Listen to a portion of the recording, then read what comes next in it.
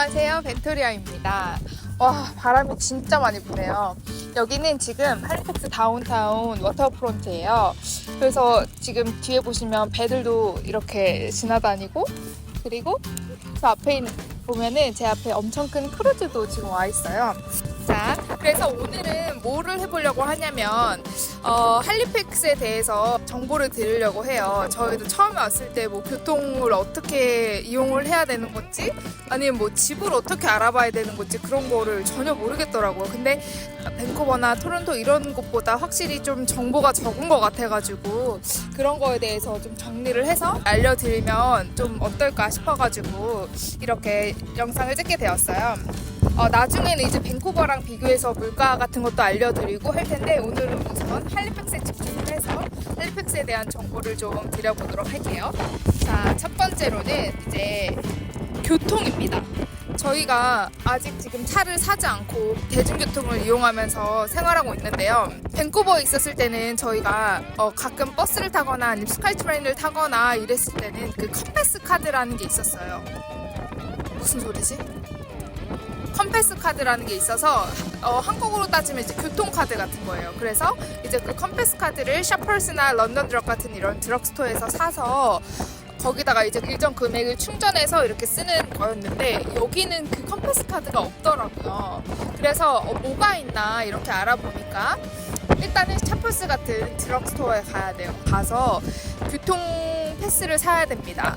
일단 10회권, 20회권 혹은 먼슬리 이렇게 패스를 구매를 할 수가 있어요. 그래서 먼슬리 패스는 카드로 되어 있는 것 같고, 아니면 온라인으로 이게 QR코드 같은 걸로도 구매할 수 있고, 먼슬리 패스는 좀 부담스럽다 하시는 분들은 10회권이나 20회권을 드럭스토어를 가서 구매를 할 수가 있는데, 일단 이 10회권, 20회권 같은 경우에는 종이로 되어 있어요. 그래서 조그만 네모 종이로 되어 있어서 버스를 타면 그걸 이제 기계에 넣으면 기사님이 트랜스퍼럴 티켓을 주세요. 그럼 거기 있는 써있는 시간만큼 이제 그 안에서 자유롭게 트랜스퍼를 할 수가 있는 그런 시스템으로 되어 있어요.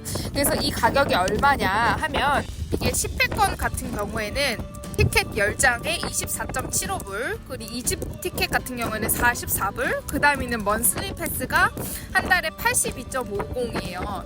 그래서 이거를 타면 뭐 버스도 자유롭게 탈 수 있고, 시버스도 그냥 탈 수 있고, 그렇게 되는 것 같아요. 여기는 이제 밴쿠버랑 다르게 스카이트레인이나 서브웨이가 없어서 버스랑 시버스 이렇게 두 개 이용할 수 있는 시스템인 것 같아요. 그래서 교통비는 이제 그렇게 되고, 이거를 온라인으로 구매를 하면 먼슬리 패스 같은 경우에는 QR코드로 구매를 해서 기사님께 보여드리거나 거기 카드 찍는 게 있어요. 그걸로 이렇게 찍어도 되고, 아니면 종이 먼슬리 패스를 샵 드럭스토어에서 산다 하면 기사님께 그냥 그 종이로나 카드를 이렇게 보여드리면 바로 타실 수가 있는 시스템이에요.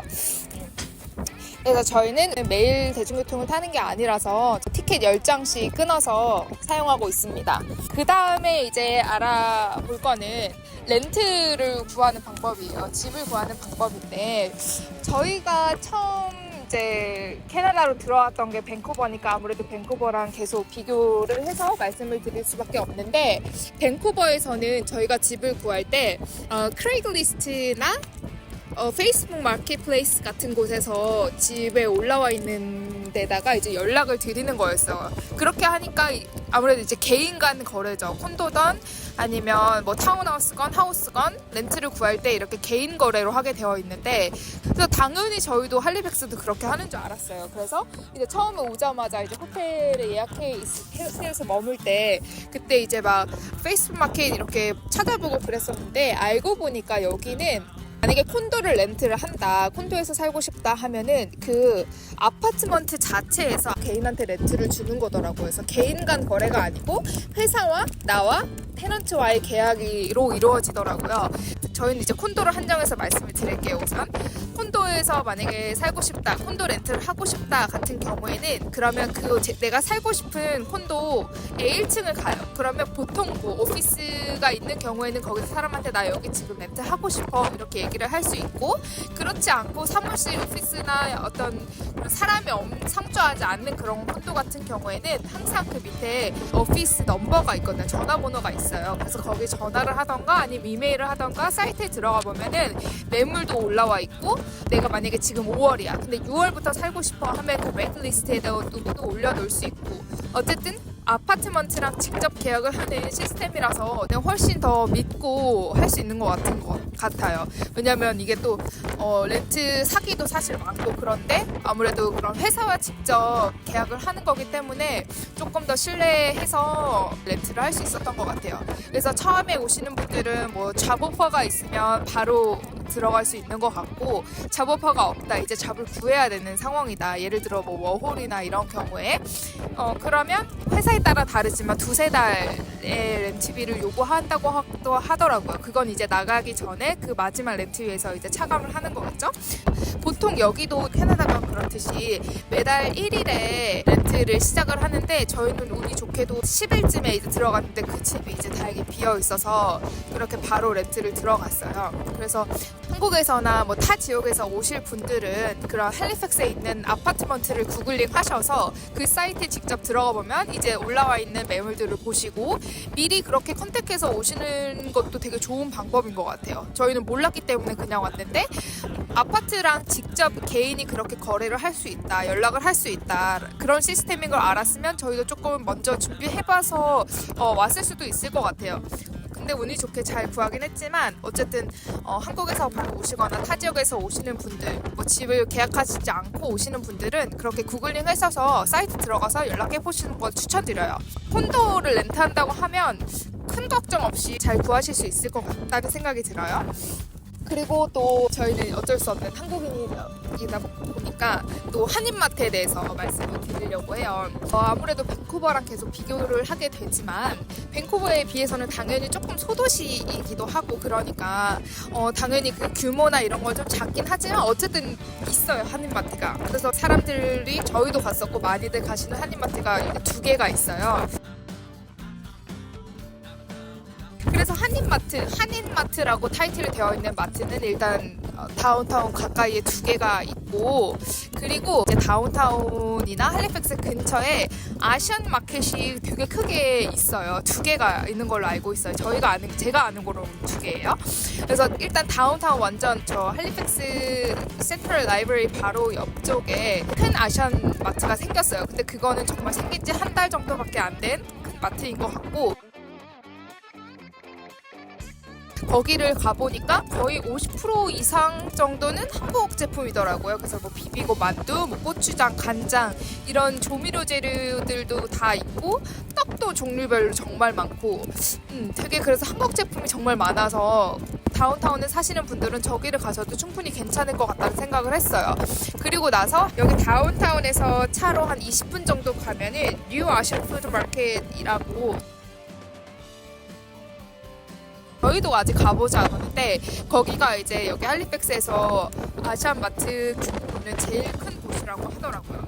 그래서 저희도 한번 가보려고는 하는데 아직 가보지 못하고 있습니다. 그래서 어쨌든 걱정하지 않을 만큼 다 쉽게 한국 제품도 구할 수 있다는 거. 그리고 심지어 한인마트나 아시안마트 같은 경우가 아니더라도 그냥 여기 로컬 마트를 가도 사실 고춧가루, 뭐 샘표, 굵은 소금, 샘표, 고추장 이런 거 다 팔아요. 그래서 걱정하지 않고 오셔도 될 것 같아요.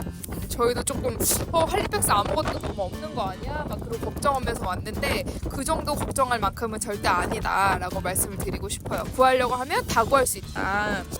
그리고 또 로컬 마트에 대해서도 말씀드릴게요. 제가 이 물가표는 나중에 다시 찍어서 올려드릴 건데 얼마 정도 하는지, 저희가 보지 못한 새로운 마트들이 있는 거예요. 이제 밴쿠버에서는 월마트, 슈퍼스토어, 제가 잘 갔던 세이브온푸드 이런 마트들이 있었는데 여기 오니까 일단 세이브온푸드가 없어요. 세이브온푸드가 없고 소비스라고 하는 마트가 있더라고요. 근데 이게 캐나다 마트 점유율이라고 하나요? 점유율 1위라고 하더라고요. 근데 아무튼 밴쿠버에는 없어서 저희는 몰랐는데, 소비, 그 다음에 아틀레틱 슈퍼스토어, 그 다음 월마트 뭐 이 정도 이렇게 있는 것 같아요. 그래서 비슷하지만 조금 다르다.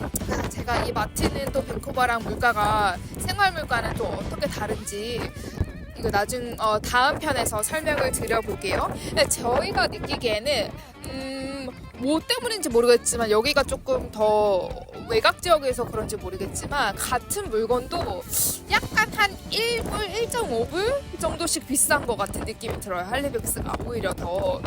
그래서 조금 신기했어요. 로컬 마트도 워낙 잘 되어 있고 한인마트나 아시안마트도 많아서 살기에도 되게 괜찮고 편리한 것 같아요. 워낙 마트들이 잘 되어 있어서. 또 술을 어디서 사냐? 저희는 캐나다에 처음 왔을 때 이제 마트에서 술을 안 파는 거예요. 맥주를 사고 싶은데 그래서 도대체 술을 어디서 팔아? 막 그리고 찾아봤었던 기억이 있는데 이제 BC주에서는 BC 리커라는 나라에서 하는 술을 파는 데가 있었죠. 맥주며 와인이며 뭐 위스키며 이런 모든 주류를 파는 곳이 있었는데 여기는 NSLC라는 곳에서 이제 술을 다 팔고 보통 뭐 마트, 소비나 슈퍼스토어 그런 옆에 같이 붙어 있더라고요. 어쨌든 술을 사시고 싶으신 분들은 NSLC로 가시면 된다. 되게 매장이 되게 많아요.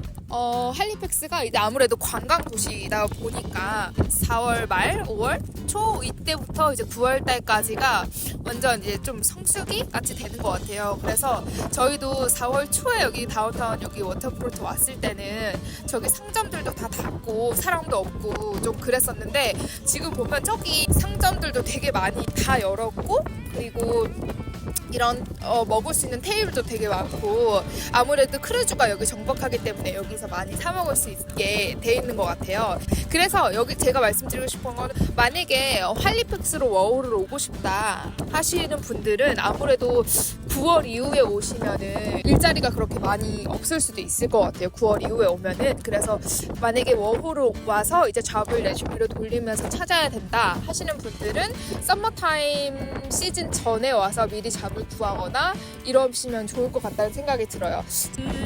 간단하게 오늘은 이제 할리팩스에 대해서 이렇게 말씀을 드려봤고요.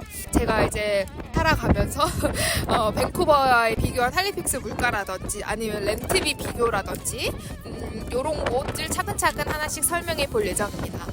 오늘도 도움이 되셨으면 좋겠습니다. 감사합니다.